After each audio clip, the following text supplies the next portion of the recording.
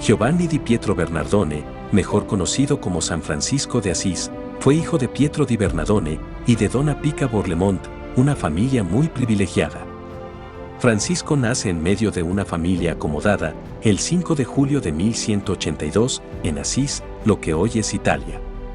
Su padre era descendiente de una familia adinerada y era un gran hombre de negocios, un reconocido mercader en el mundo de las telas. Su padre era un hombre perteneciente a la burguesía de la ciudad y viajaba mucho a las famosas ferias locales en Francia.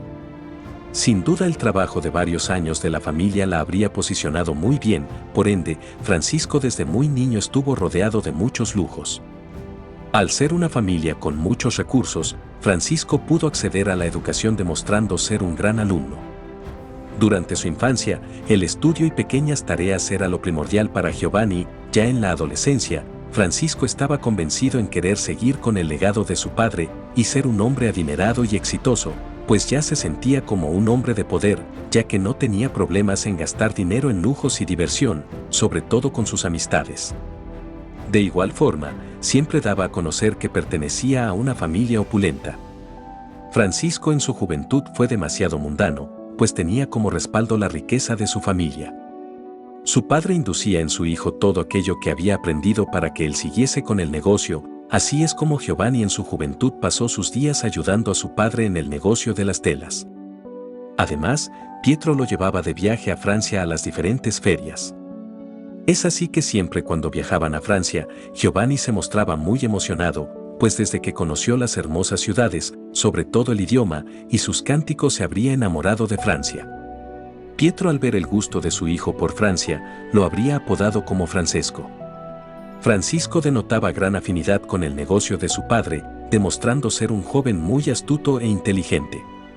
Con el paso de los años, su territorio natal se vio envuelto en un conflicto para reclamar la independencia de la ciudad del Sacro Imperio Romano Germánico. En 1197 lograron la autonomía y Francisco fue uno de los protestantes de la guerra. Ya para 1201, una nueva guerra se habría suscitado en el territorio y esta vez se habría desencadenado la batalla contra Perusa, hoy Perugia. De igual forma, Francisco formó parte del ejército que estaba a órdenes del general Gualterio de Brienne. Desafortunadamente, en 1202 en la batalla, toman como prisionero a Francisco, quedando cautivo por un año en manos de los germanos. De retorno a casa, Francisco pensaba demasiado en el estilo de vida que estaba llevando, sintiéndose profundamente insatisfecho con sus actos y con su vida en general. Al llegar a Asís, Francisco enferma, lo que lo lleva a estar aún más tiempo aislado. Francisco, al estar completamente aislado, inició su camino espiritual, dedicaba una gran parte de su día a la meditación y oración, y cada vez se cuestionaba más la vida que llevaba. En la ciudad de Asís, Francisco era muy conocido, aparte de que pertenecía a una familia burgués, él era un joven que destacaba demasiado y sorprendía a su gente con su gran intelecto. Sin duda la guerra lo había cambiado, pues ahora veía todo muy diferente y cada vez se apartaba más de los grandes lujos y de la gente rica. En 1205, él, junto al ejército de Asís, emprendían su viaje a Apulia, pues la guerra continuaba. En una noche, en una de las cuantas meditaciones solitarias de Francisco, escucha una tenue y delicada voz que le dice: regresa a Asís. Francisco, muy inquieto, decide obedecer a aquella voz y abandona la guerra. Todo el ejército estaba perplejo, nadie entendía lo que acababa de ocurrir, sin embargo, nadie lo detuvo. Francisco empezaba a tener una conducta fuera de lo común para alguien de su clase, pues surgía en él la necesidad de despojarse de todo lo material. Poco a poco Francisco se adentraba al mundo espiritual y cada vez se libraba de las riquezas, lujos y comodidades que toda su vida poseyó. Un punto clave dentro de su transición fue el ayudar a los enfermos y discriminados leprosos de la ciudad, personas que eran mal vistas y rechazadas por todo el mundo. Francisco, con su gran corazón, cuidó de varios leprosos y convivió con muchos otros, y estos serían quienes le abrirían los ojos por completo para introducirse al mundo espiritual. Francisco estaba totalmente convencido de que lo único importante era la humildad y sencillez de la vida. Además, pensaba en servir a su gente sin esperar nada a cambio, lo único que necesitaba era a Cristo y el amor de Dios. Un día, Francisco estaba con varios amigos del pueblo y al verlo tan desapegado y con la mirada perdida le preguntaron, ¿acaso estás pensando en casarte? A lo que Francisco respondió, sí, pienso casarme, y la mujer con la que deseo comprometerme es tan buena, tan noble que nunca nadie vio otra igual. Francisco comenzaba su camino místico, oraba y reflexionaba a diario, por lo que en poco tiempo, sus amistades comprendieron que la mujer que tanto describía Francisco era la mismísima pobreza.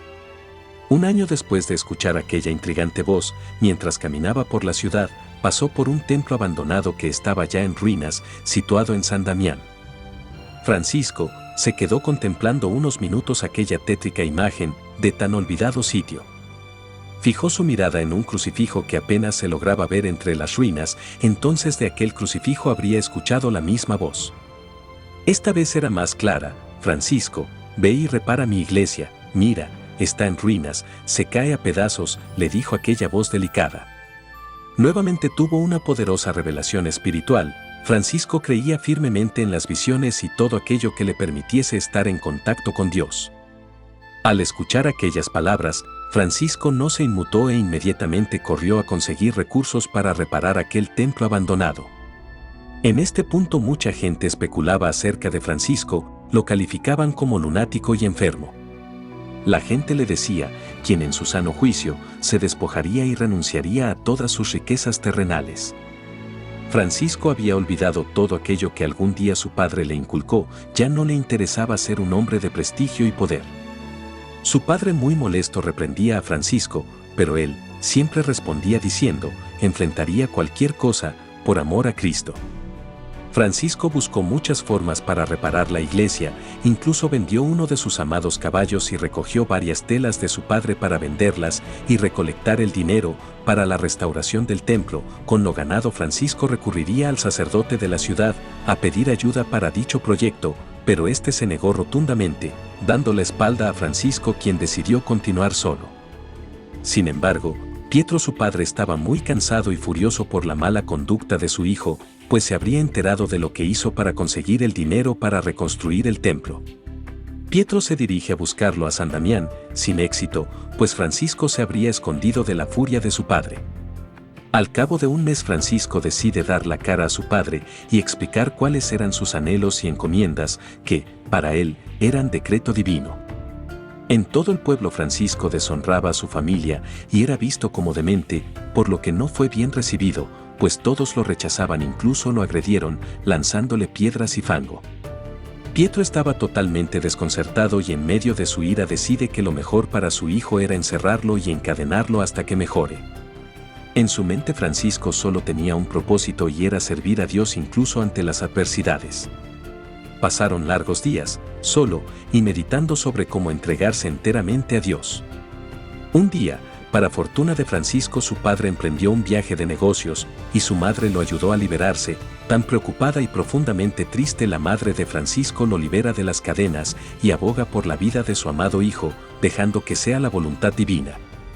Al retorno de Pietro a casa, se encuentra con la terrible noticia de que su hijo habría huido, y que su esposa era la culpable de tan deshonroso acto, por lo que la madre de Francisco recibió el horrendo castigo por ayudar a su abnegado hijo. Pietro estaba desconcertado, pues su hijo ha rechazado la vida prestigiosa que le brindaba y tenía una conducta imperdonable. Francisco había dejado muy claro que no tenía interés por lo terrenal y que su misión estaba netamente ligada a adorar a Dios. Pietro, lleno de ira, salió en busca de su hijo de nuevo a San Damián. Efectivamente, allí estaba Francisco, y esta vez no se escondería, pues se rebelaría contra su padre diciendo que lucharía con lo que fuera, por la gracia de Dios. Pietro finalmente entendió que Francisco no tenía remedio, que su hijo no reaccionaría y que el mundo místico e inmaterial lo habían devorado. Es así que Pietro toma una cruda decisión. Le dice a Francisco que si él hoy no toma conciencia de sus actos, tendría que despojarse de todo lo material y sobre todo de las herencias de la familia. Pietro acudió rápidamente a las autoridades civiles de la ciudad para que quedase en constancia que su hijo no recibiría ninguna herencia de la familia, de hecho, que ya no pertenecía a la misma. Pietro estaba muy preocupado por las riquezas de su familia, por el negocio que tanto sudor le había costado para que prosperara. Por otro lado, Francisco estaba todo el tiempo sirviendo a los demás, Todos los días iba a hospitales como voluntario, ayudaba a los vagabundos y sobre todo, disfrutaba mucho ir a los hospitales de leprosos y convivir con ellos. La respuesta de Francisco ante las autoridades civiles fue negativa, pues él aseguraba que ya no pertenecía a la jurisdicción civil, sino que se encomendaba y estaba bajo las leyes eclesiásticas. Así, Pietro acude a la iglesia de Asís con el obispo de la misma y pide al sacerdote que Francisco sea juzgado con las leyes divinas y sobre todo que quede formalmente en constancia que él se deslinda de recibir herencias y demás privilegios por parte de su familia. Francisco se mostró muy honroso de la disposición que su padre exigía, es así que el obispo ordena despojarse de todo aquello que su padre le había dado. Francisco aceptó toda condición y procedió a quitarse la ropa que estaba vistiendo en ese momento. El obispo dijo a Francisco: «Desde hoy, eres hijo de Dios y a él te encomiendas». Francisco recalcó que renunciaba a todo bien material por amor a Dios. El sacerdote cubrió el cuerpo desnudo de Francisco con su manto. Restaurar la iglesia de San Damián tenía que esperar. Francisco abandonó Asís dirigiéndose a Gubbio, únicamente acompañado de su mujer la pobreza. Buscó hospitales para trabajar y servir a Dios, y en aquel hospital de leprosos se refugió por un tiempo. No podía creer cómo es que antes le era muy difícil tan siquiera mirar a los leprosos y hoy ya hasta lavaba sus pies. Tiempo después decide regresar a Asís y reconstruir el templo de San Damián. Entendió que estaba solo y que cueste lo que le cueste, debía levantar las paredes de la iglesia, y así lo hizo. Con sus propias manos levantaba de las ruinas el templo de San Damián, pedía limosna y ayuda a los transeúntes para el material. Iba de casa en casa mendigando rocas para terminar el templo, hasta que de piedra en piedra logró levantar de los escombros la iglesia de San Damián. Así recorrió por varios años las iglesias en ruinas y las reconstruía como decreto divino, siempre enfrascado en las oraciones, la soledad y aclamando el amor de Dios. El único contacto que tenía con la gente era al momento de pedir limosna junto con los pobres. Francisco logró reconstruir varios templos, entre los cuales se encuentran la iglesia de San Pietro in Merullo y Santa María de los Ángeles en la Porciúncula. De igual forma acudía a la limosna para reconstruir los templos, todo lo hacía por amor a Cristo. Francisco recibía mucho rechazo por la gente, lo despreciaban por sus trajes de trapos y su apariencia de mendigo. Muchos otros en cambio lo apoyaban y le regalaban comida, que él decidía compartir con toda la gente de su alrededor. Un día, estando afuera de un templo, le regalaron una túnica y unas sandalias, e inmediatamente haría uso de esta por muchos años. Ya para 1209, Francisco estaba encantado con la paz y tranquilidad que tenía en la capilla de Santa María de los Ángeles en la Porciúncula, un lugar que estaba muy cerca de Asís. Allí, junto con varios predicadores, escuchaba los santos evangelios. Un día, mientras se encontraba en misa en aquella iglesia que le brindaba tanta paz, escuchó una gran revelación que cambiaría su misión abnegada de reconstruir iglesias. Esta decía: «Sal al mundo a hacer el bien, no lleven sandalias, ni bolsos, ni monederos, ni túnicas, ni báculo». Francisco entendió que debía salir a predicar y entregar la palabra de Dios a su gente. Se despojó nuevamente de sus vestiduras y sandalias, esta vez se quedó únicamente con una túnica y un cordón atado en la cintura. En la iglesia de Porciúncula alzaba su voz y predicaba. Sus palabras eran tan fuertes que atraía a los oyentes. Sin duda los mensajes que Francisco daba llegaban hasta lo más profundo de quienes lo escuchaban. Con el tiempo Francisco ganó fama y cada vez se quedaban más personas a escucharlo, a admirarlo y a honrarlo. En poco tiempo ya había logrado un séquito fiel que predicaba con él la palabra de Dios. Francisco ahora ya tenía discípulos, logró conseguir 11 apóstoles en tan solo unos meses. Su primer discípulo fue un hombre rico de Asís, su nombre era Bernardo de Quintavalle, quien decidió seguir con el legado de Francisco y vendió todos sus bienes para donar el dinero a los pobres y desamparados. Francisco recorría con su poderoso mensaje que predicaba la pobreza como un estilo de vida fundamental y necesaria, rigiéndose en los escritos evangélicos, y esta vez ya no estaba solo, lo acompañaban sus discípulos. Sus votos eran de pobreza, castidad y obediencia. Francisco y su séquito siguieron sirviendo a los leprosos, ayudando a los pobres y sobre todo predicando la santísima ley divina. Trabajaban con granjeros, ayudaban en casas y monasterios para cubrir sus necesidades diarias. Aún así, acudían a la limosna porque el camino que eligieron era para siempre el camino de la pobreza.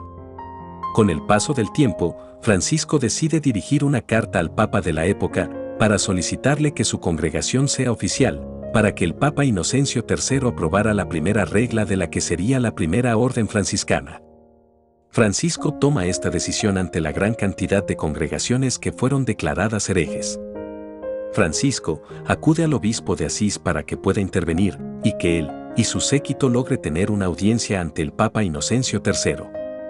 Gracias al obispo es que logran tener una primera audiencia que los obligó a viajar a Roma. Desafortunadamente, debido a los diversos movimientos anticlericales que se mantenían en la época, no lograron su cometido. Tiempo después, Francisco logró tener una segunda audiencia con el Papa, y fue ahí que se aprobó su moción de hermandad de pobres, como una regla dictada verbalmente por el pontífice. Había conseguido la llamada Primera Orden, ya hoy conocida como los franciscanos. En ese entonces, Francisco consideró que lo justo era autodenominarse como hermanos o frailes menores. El Papa Inocencio III consideró que los actos de piedad que aplicaban Francisco y sus discípulos darían una buena imagen a la Iglesia. Francisco no creía lo que había construido, su camino espiritual estaba dando frutos y lo compartía con todas las personas que lo necesitasen.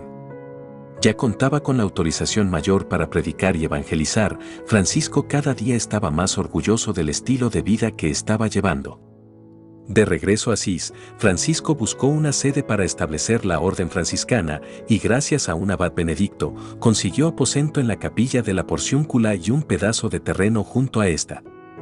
Francisco, eternamente agradecido, tomó la oferta del benedicto, pero con la condición de que solo lo aceptaría como un préstamo y debía pagar por vivir en dicho lugar. La orden franciscana se estableció en el monte Subasio, en donde estaba situada la capilla, y en aquel terreno baldío construyeron unas cabañas muy sencillas para vivir. La orden pagaba con peces y demás servicios a la comunidad por el préstamo de la propiedad. Mucha gente empezaba a seguir la orden, cada vez se sumaban más. A oídos de una dama perteneciente a una familia noble, llegaron las oraciones de Francisco y decidió acompañar e integrarse a su orden. Esta mujer era Chiara Saifai, hoy conocida como Santa Clara de Asís. Tanta era la influencia de Francisco y su séquito que Clara logró reunir a varias mujeres que se adentraron en la hermandad que practicaba la pobreza como estilo de vida. Habían pasado ya algunos años y ya con el gran número de seguidoras que consiguió Clara, logró fundar una rama femenina. Esta sería la segunda orden que fundó junto con Francisco. El Papa les entregó la autorización y se denominaron como damas pobres, que posteriormente se les conoció como clarisas. Francisco había logrado expandir el evangelio y estilo de vida por varios territorios como Italia, Francia y España. Constantemente viajaban de dos en dos, dando a conocer el evangelio y la bendita pobreza. Incluso Francisco decidió viajar a los territorios en donde se consideraba a la gente la más infiel y hereje, a Siria. Lastimosamente no tuvo éxito en expandir el evangelio y continuó con otros territorios. Debido al incremento desmedido de adeptos, la organización decide fundar la Tercera Orden en 1221. En esta, se permitía a las personas laicas poner en práctica el evangelio siguiendo los fundamentos de Francisco. Francisco y los principales líderes de las diferentes ciudades vieron que se sumaban personas de dudosa vocación espiritual, punto clave para fundar la venerable Orden Tercera. La gran influencia de Francisco en el mundo espiritual le abrió muchas puertas, tanto así que el cardenal Ugolino se dirigió a él, ofreciéndole formar cardenales de las filas de sus órdenes. Para sorpresa de Ugolino, Francisco lo rechazó diciendo: «En mis principios mis hermanos y yo somos los hermanos menores, no intentamos convertirnos en frailes mayores, debemos mantenernos así, no permitas que mis hermanos se conviertan en prelados, aún así, en contra de su voluntad». Ya en 1224 Francisco asistió a su último capítulo general de orden y posterior a ello, planeó un viaje hacia el monte Albernia, un lugar muy aislado, en donde deseaba encerrarse en oración. Junto a él, viajaron varios hermanos frailes quienes presenciaron la angustia y soledad de Francisco. Francisco decidió una vida eremítica, el silencio, la soledad, la oración, el lamento y el ayuno eran sus únicos acompañantes. Meditaba profundamente por el futuro de la orden. Fray León era uno de sus acompañantes y él era quien presenciaba de primera mano los lamentos y la soledad de Francisco. Francisco se sintió invadido y decidió aislarse aún más, subió la montaña y allí hizo ayuno por 40 días. León era quien le llevaba provisiones y temeroso veía a Francisco, enfrascado en oraciones y plegarias. En un día que León llegaba con agua y pan para Francisco, vio acercarse una enorme bola de fuego que se acercaba desde el cielo. Francisco le dijo a León: algo grande está por suceder. Posterior a esto, Francisco, con el misal en manos, abrió 3 veces al azar para encontrar una respuesta a tan intrigante evento, y las 3 veces que lo abrió el misal lo dirigía a la pasión de Cristo. Francisco presentía su fin. La oración era parte principal de la vida de Francisco. La soledad lo invadió totalmente. Esta vez oró por la gracia de Dios. Francisco, acompañado de la soledad en la penumbra, habría recibido la visita de un ser muy luminoso, rodeado por 6 alas. Este ser divino era un serafín. Y según Francisco, este le habría propinado crueles latigazos y habría dejado en él las marcas que sufrió Cristo en la crucifixión. Francisco entendió que era la gracia de Dios sentir la pasión de Cristo. Retornó a la porciúncula y, para ocultar los estigmas recibidos, Francisco ocultó sus manos entre la túnica de los hábitos y ocultó sus pies con medias y zapatos para que nadie observara sus heridas, ya que se consideraba indigno. Tiempo después, Francisco se vio afectado por una larga y dolorosa enfermedad que lo consumía lentamente. A pesar de sufrir un dolor constante, Francisco nunca dudó del amor a Dios y consideraba que esta enfermedad era producto de la gracia divina, por la que oraba y meditaba constantemente. En 1225 viajó a San Damián, en donde lo cuidaban y veneraban. Su salud iba empeorando. Si bien Francisco nunca gozó de buena salud, en ese momento su vida estaba en cuenta regresiva. Los hermanos veían caer a su fundador y decidieron atender a Francisco con los mejores médicos de la época. Es así que en el Valle de Rieti, un tratamiento médico le deslindó de su oreja y parte de la ceja. Según varios médicos, Francisco no presentaba signos de dolor durante el tratamiento, como obra divina. Luego de visitar varios puntos, Francisco pidió regresar a Porciúncula diciendo: es allí en donde quiero pasar mis últimos días. Su último deseo era estar en la capilla. Con la soledad y misticismo que lo caracterizaba, se aisló en una de las cabañas de Porciúncula y entre cánticos y oraciones decidió esperar a la sosegada muerte. Francisco, en su lecho de muerte, escribió su testamento y finalmente el 3 de octubre de 1226 fallece a la edad de 44 años. Dejando un gran legado, dejando una gran enseñanza y una forma de vida humilde que perdurará para siempre. A pesar de que los franciscanos cambiaron de dirigentes, nunca perdieron la esencia que implantó Francisco. Ya en 1228 fue canonizado, tomándose oficialmente San Francisco como su nombre, y hoy sus restos descansan en la Basílica de San Francisco de Asís.